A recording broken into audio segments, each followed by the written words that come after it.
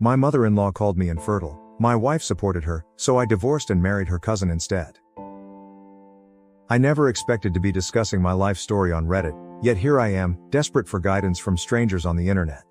I'm a 35-year-old man, and my life has transformed into a soap opera that I never signed up for. Let me start at the beginning. I met my wife Evelyn in our second year of college. We were both studying business and ended up doing the same group project for our marketing class. Evelyn was a whirlwind of enthusiasm and drive. She had her entire life planned out. Graduate with honors, get a position at a top firm, advance up the corporate ladder, and eventually start her own business. I was more of a go-with-the-flow type of person, but her determination encouraged me. We began dating a few months later, and for the first time in my life, I felt like I had a purpose. Evelyn motivated me to be better and seek more for myself. We graduated together and both got decent entry-level jobs at competitive organizations. The first few years were difficult, long hours, tight money, and little time together. But we made it work. 3 years into our relationship, I proposed. I had been saving for months to purchase the right ring. I had planned a romantic evening that included a gourmet dinner, a walk in the park where we shared our first kiss, and then proposing under the stars. But life had different plans. Evelyn contacted me in tears on the day I planned to propose. She'd been passed over for a promotion she'd been pursuing for months. She was heartbroken, questioning her job choices and personal value. I canceled my elaborate plan and instead arrived at her place with her favorite takeout and a bottle of wine. As we sat on her tiny balcony, commiserating about the unfairness of corporate life, I realized there would never be a better time.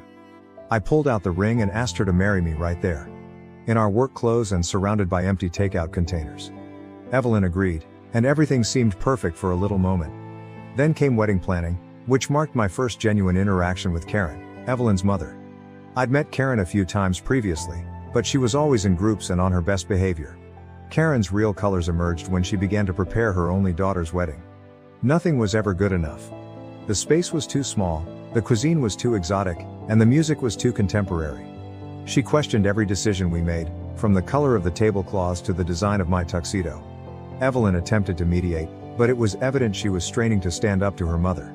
The breaking point came when Karen insisted on inviting Evelyn's ex-boyfriend, Tom. Apparently, Tom's parents were longtime family friends, and it would be impolite not to include them. I put my foot down, and to my amazement, Evelyn supported me. It was the first time I had seen her truly stand up to her mother, and I was proud of her. The wedding event was stunning, despite Karen's best efforts to micromanage every detail. Evelyn was radiant, and as we exchanged vows, I honestly believed we could face whatever life threw at us. The first few years of our marriage went well. We both advanced in our careers, purchased a small home in the suburbs, and began discussing having children. Evelyn wanted to wait until we were more financially secure, and I understood. We were doing well, but children are expensive, and Evelyn had huge hopes for her career. Around our 5th wedding anniversary, I started to feel ready for fatherhood. My brother had recently had his second child, and seeing him with his children sparked something in me. I brought up the matter with Evelyn, but she was hesitant. She was up for a significant promotion and didn't want to risk it with a pregnancy. I tried to remain patient, but as another year passed, I couldn't stop feeling that our lives were on wait. We had many discussions about the best time to have a kid, but there was always another excuse to postpone. A major project at work, a scheduled vacation, or a potential career change. Finally, 2 years ago, Evelyn agreed it was time. We were equally enthusiastic, visualizing nursery colors and discussing baby names. However, as months passed without a positive pregnancy test, our excitement turned to concern. After a year of trying, we decided to consult a reproductive doctor. The doctor suggested that we both get tested to rule out any problems. I went for my testing soon away, ready to get the results. My findings came back normal, which was a relief, but it also put more pressure on Evelyn. However, Evelyn continued to postpone her appointments. At first, it seemed understandable. She had a huge presentation at work, and then she got the flu. However, as the weeks and months passed, I became increasingly agitated. Every time I mentioned it, Evelyn would become defensive or shift the conversation. That's when Karen became involved. She'd phone Evelyn repeatedly to see if there was any news. When Evelyn visited her parents, she returned home unhappy, claiming Karen had been pressing her about grandkids. I tried to be supportive, but I couldn't help but feel Evelyn was allowing her mother to have too much control over our life. Things came to a head last Thanksgiving. We were in Karen's home, surrounded by family. Karen had been drinking wine all day and was in excellent form. She began talking about how all of her friends were becoming grandparents and how she was starting to feel left out. Then she looked at me and said, "It's a shame Evelyn married someone who can't have children. I've always known you weren't man enough." The room became silent. I felt as though I had been slapped. Evelyn simply sat there, staring at her plate. I attempted to explain that we were still trying and that these things take time, but Karen refused to give up. She kept making barbs at my masculinity, saying Evelyn should have married Tom instead. At least he came from a good family. I could not handle it anymore. All of the frustration from the previous year spilled out. I stood up and informed everyone at the table that I was not the problem. My fertility tests had come back normal. Evelyn hadn't even bothered getting tested yet. The aftermath was unpleasant. Evelyn was furious with me for breaching her confidence, and Karen was on a rampage, calling me every term in the book. I left the house and spent the night at a motel, trying to figure out what went wrong. Evelyn remained unhappy when I returned home the next day. She accused me of embarrassing her in front of her relatives. I attempted to explain that I couldn't bear being blamed and chastised for something I didn't do, but she didn't listen. Things have remained tight ever since. Evelyn is still refusing to be tested and she is now giving me the cold shoulder. Karen has been phoning and messaging non-stop, asking that I apologize to Evelyn and her. I disabled her phone number, but she keeps finding new ways to bother me. I do not know what to do. I adore Evelyn, but I'm beginning to wonder if we want the same things in life. I feel as if I'm constantly walking on eggshells, trying not to offend her or arouse Karen's fury. To make matters more confusing, Evelyn's cousin Emma contacted me yesterday. Emma and I had always gotten along great. She's a few years younger than us and has always been the family's black sheep, opting to become a teacher rather than work in the family business like Evelyn. Emma claimed she overheard what occurred on Thanksgiving and wanted to make sure I was okay. We ended up speaking for hours. It was wonderful to have someone on my side for once, someone who understood how controlling Karen could be. Now I'm at a crossroads. Part of me wants to fight for my marriage, to show Evelyn how destructive her relationship with her mother is. But another part of me wonders if it's time to cut my losses. I'm 35 years old and wish to become a father. I don't want to wake up at 45, resentful and childless, resenting Evelyn for denying me the opportunity to start a family. I never imagined I would be in this position. Any advice would be greatly appreciated. Am I wrong for defending myself? Should I have remained silent and let Karen continue to berate me? How do I persuade Evelyn that her mother's behavior is harming our marriage? Update 1. It's been a month since my first post, and to say a lot has happened is an understatement. I would like to thank everyone for their advice and support. Your thoughts provided me with valuable perspective on my position. After reviewing your responses, I realized I needed to have a serious chat with Evelyn. I couldn't stay in this limbo, with unsaid tensions and resentments growing between us. I decided to take the day off work and asked Evelyn to do the same. I wanted us to have time to communicate without being distracted. That morning, I cooked Evelyn's favorite breakfast, blueberry pancakes with real maple syrup. When we initially got married, I used to do it every Sunday, but we eventually stopped finding time for those small gestures. As we sat at our kitchen table, with the familiar smell of pancakes in the air, I had a flicker of optimism that we might be able to reconnect. I began by apologizing for my outburst during Thanksgiving. I emphasized that, while I regretted how I handled the situation, I couldn't apologize for the feelings that drove it. I told Evelyn how wounded I was by her silence, how I felt unsupported and blamed for something I didn't do. To my amazement, Evelyn broke down. Through her sobs, she admitted that she had been tested months earlier and discovered that she had some fertility concerns. She was hesitant to tell me because she feared I would abandon her. She had kept this secret for months, leading me to believe she was simply procrastinating on the examinations. I was surprised and disappointed that she had withheld this from me, but I tried to be understanding. I asked her why she believed I'd leave her over this, and her response crushed my heart. She stated that her mother always emphasized that a woman's worth was determined by her capacity to have children. Karen had pounded it into Evelyn's head that if she couldn't give her husband children, he would eventually leave her for someone who could. It was like a light bulb went out in my head. Many of Evelyn's actions over the last year now made sense: her reluctance to take tests, her defensiveness whenever I mentioned children, her silence in the face of her mother's attacks on me. Everything stemmed from a deep-seated anxiety that she wasn't woman enough. We talked for hours that day, finally opening up to one another in a manner we hadn't in years. We agreed to begin couples counseling to improve our communication and assist Evelyn overcome some of the detrimental notions ingrained in her by her mother.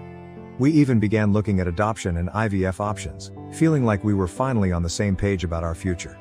For a few weeks, things appeared to be improving. Our counseling sessions were going well, and Evelyn appeared more comfortable and happy than she had in months. We were reconnecting again, recovering the love that had been lost among the tension and bitterness. But then Karen became involved again. She somehow learned about Evelyn's fertility troubles. Evelyn's sister, who has always been a gossiper, may have leaked the information.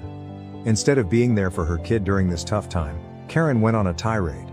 She began calling me every day, leaving long rambling voicemails blaming me for freaking Evelyn out and giving her fertility difficulties. She'd say things such as, "If you were a real man, you'd have given her a baby by now." Adding, "I always knew you weren't good enough for her." I attempted to ban her number, but she simply used different phones to call. Then she began coming up at our house unannounced, requesting to talk with Evelyn alone. The first time it happened, I arrived home from work to find Evelyn crying on the couch, and Karen pacing around our living room, yelling about how we needed to try harder. How Evelyn wasn't doing enough to fix herself. I asked Evelyn to create boundaries with her mother, but she always found an excuse. "That's just how mom is," she'd explain. "She's just worried about me." It felt like we were right back where we started, with Evelyn unwilling to stand up to her mother and me feeling like an outsider in my own marriage. Things came to a head last week. I arrived home early from work, expecting to surprise Evelyn with tickets to a performance she had been longing to see. Instead, I stepped in and found Karen in our living room, reading over our personal documents. She said she was looking for our medical records since she didn't think Evelyn had fertility concerns. She assumed we were lying to cover up my shortcomings. I lost it. I told Karen to leave our home and keep out of our business. I informed her that her behavior was toxic and was ruining her relationship with her daughter. Instead of supporting me, Evelyn burst into tears, complaining that I was being too harsh on her mother. Evelyn and I got into a big fight that night, after Karen left. I informed her that I couldn't keep living this way, with her mother continuously intruding in our life and Evelyn letting it. I said that I felt wedded to both of them, not just Evelyn. Evelyn accused me of being selfish and not seeing how painful this was for her. In the heat of the moment, I said something that I regret. I told Evelyn that if she couldn't stand up to her mother, she probably wasn't ready to be a mother herself. It was a low blow, and I realized it as soon as the words left my mouth. Evelyn slapped me and shut herself in our bedroom. I spent the night on the couch, feeling disoriented and bewildered. Evelyn had left the next morning. She left a note explaining that she was going to stay with her parents for a bit to clear her mind. It's been 5 days and I still haven't heard from her. Karen, on the other hand, has been bombarding my phone with angry messages. She's telling everyone who will listen that I kicked Evelyn out and left her. Some of Evelyn's family have called and demanded to know why I'm abusing her. I feel as if I'm living in a warped other universe in which I'm the bad guy for desiring a healthy relationship with my wife. I'm at my wit's end. I love Evelyn, but I'm not sure I can keep going like this. Stress has an impact on my work. I've been preoccupied and unpleasant, and my supervisor has noticed. My health is also deteriorating. I've lost weight, am not sleeping well, and am continuously on edge. Emma has been a fantastic help throughout this. She's been checking in on me, bringing me meals, and listening when I need to scream. She knows family dynamics better than anyone because she grew up with them. She has told me stories of how they treated her when she opted to become a teacher rather than work in the family business. It has helped me better comprehend Evelyn's conduct, but it has also highlighted how deeply embedded these harmful behaviors are. I appreciate Emma's friendship, but I can't stop feeling bad about how close we've grown. There's nothing wrong going on, but I understand how it may appear to others, especially because Karen has painted me as the villain in all of this. I am considering asking Evelyn for a trial separation. I believe we both need some time to find out what we truly want and whether we can make this marriage work, but I'm afraid of what Karen will do if I offer it. I would not be surprised if she tried to turn the entire family against me. I never imagined I would be in this predicament. I've always felt that love was enough, that if you loved for someone you could overcome anything. Now I am not so sure. I feel like I'm drowning, and I'm not sure how to save myself, let alone my marriage. Any help on how to proceed would be greatly appreciated. How can I defend myself without fully burning bridges? Is there any chance for Evelyn and me, or am I only prolonging the inevitable? And how do I handle Karen's slander campaign against me? I'm feeling a little lost right now, so any advice would be appreciated. Update 2. It has been 3 months since my previous update, and my life has drastically changed. I'm still trying to digest all that has happened, but I'll do my best to update you all. After Evelyn departed, I attempted to give her some room. I figured that some time apart would help us both clear our minds and figure out what we truly wanted. But as the days passed into weeks, I knew something had profoundly shifted in our connection. During this period, I immersed myself in work and began seeing a therapist on my own. It was helping me acquire a better understanding of my marriage and my role in our troubles. I discovered that, while Karen was a major issue, Evelyn and I had communication issues that existed prior to her meddling. Evelyn contacted me about a month after she had departed. She asked to meet at the cafe where we had our first date. I was optimistic that we could work things out, but that was swiftly dashed when I arrived at the cafe. Evelyn was already present, seated at our old favorite table by the window. She appeared worn and unhappy, but there was a determination in her eyes that I had never seen before. We ordered our normal drinks, a latte for her and a black coffee for me, and it seemed like old times. But when Evelyn began talking, I realized this was not going to be the reunion I had hoped for. She informed me that she had been doing a lot of thinking and did not want to prolong our marriage. She stated that she believed we had different goals in life, and that the stress of the previous few months had demonstrated that we were incompatible. I was stunned. I inquired about couples counseling and improving our communication skills, but Evelyn had already made her decision. She said that she wasn't ready for children and might never be. She understood how important being a father was to me and did not want to prevent me from pursuing it. What hurt the most was when she revealed that Karen had a significant influence on her decision. Apparently, Karen persuaded Evelyn that I was emotionally abusive and that she deserved better. Evelyn really apologized for allowing me to mistreat her for so long. It seemed as if she was repeating Karen's comments, and I didn't recognize the lady I had married. Evelyn handed me divorce papers that were previously signed. She claimed her lawyer will contact us about dividing our assets. Then she stood up and departed, leaving me sitting there with a cold coffee and the ruins of my marriage. The following several weeks were a blur. I poured myself into work, hoping to distract myself from the anguish. I stopped taking calls from Evelyn's family members because I was tired of defending myself against Karen's lies. My own family was supportive, but they resided across the country and were unable to provide much practical assistance. Emma was there for me through everything. She'd bring over takeout, force me to go for walks, and simply sit with me when I needed company. She understood the family dynamic in a way that no one else did, and it was reassuring to speak with someone who recognized how manipulative Karen could be. As I spent more time with Emma, I began to see her in a new light. She was nice, encouraging, and appeared to understand me in a way Evelyn never did. I found myself looking forward to our time together, and her presence made me feel lighter and happier. After a few too many beers, Emma confessed to having affections for me for years. She claimed she never acted on them out of respect for Evelyn, but now that we were getting divorced, she couldn't keep it in any longer. I felt conflicted. Part of me thought it was too soon, that I should be mourning my marriage, but another part understood that Emma made me happier than I had been in a long time. We agreed to take things slowly, giving ourselves time to see whether this was genuine or just a reaction to all that had transpired. We began dating secretly. I understand that dating your soon-to-be ex-wife's cousin is unusual, but it felt natural. Emma understood my pain and history as no one else could. She encouraged me to continue going to therapy, to work through my feelings about the divorce and my concerns about starting a new relationship. Of course, when Evelyn and Karen found out, chaos ensued. Karen began spreading accusations about me throughout the family, claiming I had been cheating on Evelyn with Emma all along. Some family members who had previously been sympathetic to me became chilly, believing Karen's lies. Evelyn was hurt and angry, accusing me of moving too fast. The irony of Evelyn being concerned about me moving on was not lost on me, given that she was the one who left and filed for divorce. But I had had enough of Karen and Evelyn controlling my life and happiness. I realize this update may make me sound like the evil guy, but I'm finally putting myself first. Emma and I are happy, and we are taking things one day at a time. The divorce is proceeding, and while it is difficult, I am feeling hopeful about the future for the first time in a long time. It's not the life I imagined for myself, but it might be the one I need. I'm learning to trust my own emotions and needs instead of continually attempting to please others. It is a work in progress, but I'm getting there. Update 3. It's been a year since my previous update, and it's been an eventful one. I couldn't have imagined where life would lead me, but I'm happier than I've been in a long time.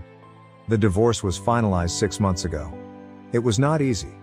Karen attempted to fight it, claiming that I had been unfaithful during our marriage.